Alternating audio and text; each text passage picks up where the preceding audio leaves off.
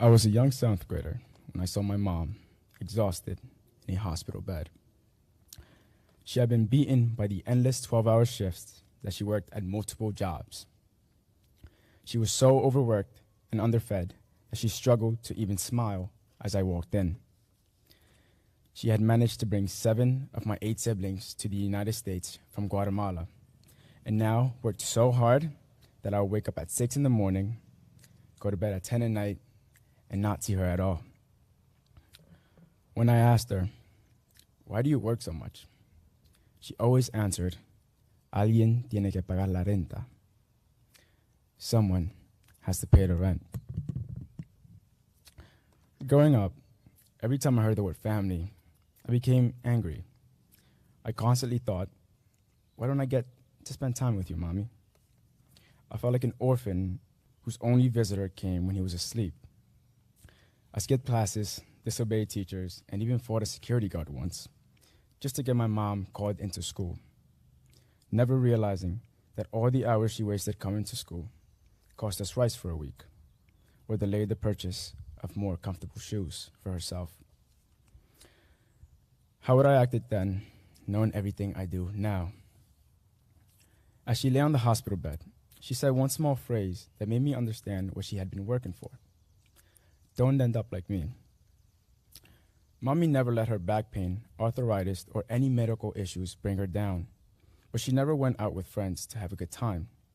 Despite leaving her country after a 36-year deadly civil war, she never spread negativity and always reminded me to think on the bright side.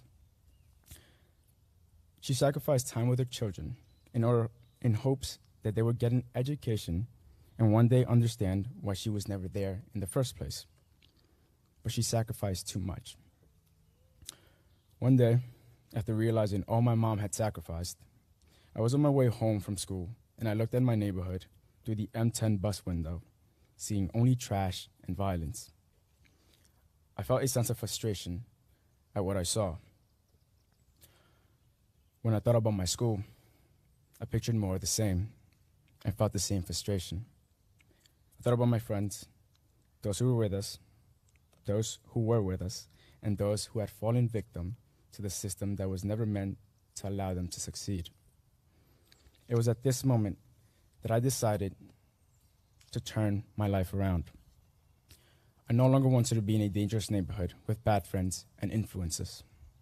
But most importantly, I wanted to lift one less worry off my mom's shoulders. I decided that my first priority should be to learn English. I forced myself to only speak English with my family and brushed off rude comments about my accent. I stopped watching TV in Spanish, and Curious George became my first English-speaking friend. I borrowed English picture books from the library because I couldn't understand them otherwise. Then, after 2 years, my family had to move again due to financial reasons. I switched from a bilingual school in Washington Heights, New York City, to an English-only public school in Harlem, and realized I had to work even harder to learn English. It was challenging, annoying, mentally frustrating, and often physically battering. But those things never stopped my mom, so I wasn't going to let them stop me. After my hospital visit, I made sure to focus in class. My teachers looked at me sideways, and so did my friends. I lost most of my friends and my social status, but for once, I didn't care. Although many teachers did not help me regain the knowledge I lost in 2 years, my Harlem lacrosse coaches did.